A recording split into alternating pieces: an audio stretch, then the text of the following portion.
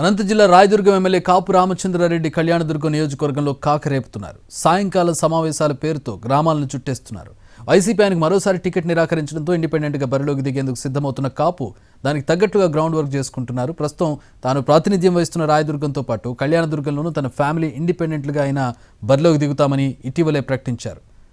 గ్రామాలను చుట్టేస్తూ ఉన్నారు. కళ్యాణదుర్గం నియోజకవర్గంలో కని, మహా, బ్రహ్మసముద్రం, చెట్టూరు మండలాల్లోని గ్రామాల్లో పర్యటిస్తూ ఉన్నారు. స్థానిక నేతలు గ్రామస్తులను కలిసి గతంలో తాను చేసిన సేవా కార్యక్రమాలు వివరిస్తున్నారు. తనను తన కుటుంబాన్ని ఆదరించాలని కోరుతున్నారు. కాపు ఇటీవలే తాడేపల్లిలో వైసీపీ పెద్దలను కలిశారు. అయితే ఆయనకు రాయదుర్గంలో సీటు ఇచ్చే పరిస్థితి లేదని వారు స్పష్టం చేశారు. దీనిపై తీవ్ర అసంతృప్తి వ్యక్తం చేసిన కాపు రాయదుర్గం, కళ్యాణదుర్గం నియోజకవర్గాల్లో తమ కుటుంబం ఇండిపెండెంట్గా బరిలోకి ఉంటుందని చెప్పారు. కళ్యాణదుర్గం నియోజకవర్గ ఇన్ఛార్జిగా అనంతపురం ఎంపీ తలారి రంగయ్యను నియమించింది వైసీపీ హైకమాండ్.